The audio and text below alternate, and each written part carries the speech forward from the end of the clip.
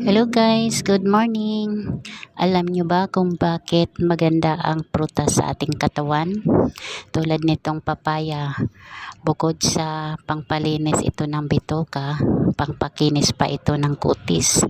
Yummy guys, sobrang tamis. By the way, mabibili na ang aking aklat guys sa Amazon. Muling pagbangon, ang kwento ng isang mandirigma. Thank you for watching guys. Bye-bye. Salamat sa lahat ng suporta nyo.